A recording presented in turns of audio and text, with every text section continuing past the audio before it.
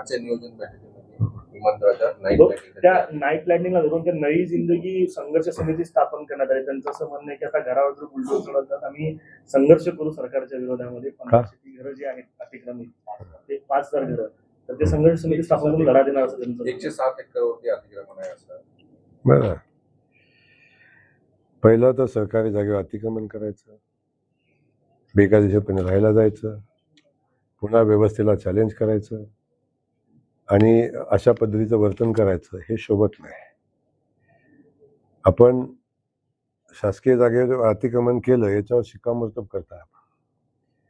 शेवटी देशामध्ये कायदा आहे, कायद्यापेक्षा कोणीच मोठा नाही. नवी जिंदगीवाला नाही, जुन्या जिंदगीवालाही नाही. त्यामुळं कुठल्याही जिंदगीवाला देशाच्या कायद्यापेक्षा मोठा नाही.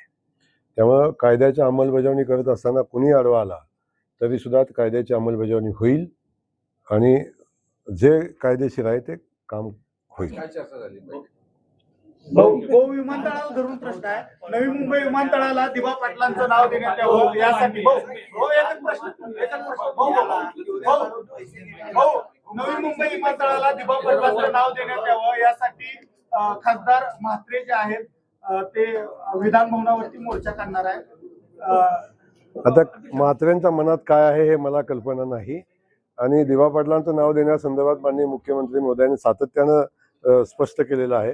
आता मी स्पष्ट करण्याची आवश्यकता नाही, मी खूप छोटा कार्यकर्ता आहे. त्यामुळं ते विमानतळाला कुठलं नाव द्यावं हे केंद्रीय पातळीवर ठरतं. माझी भूमिका आहे दिबा पाटलांचं नाव देण्याची आहे.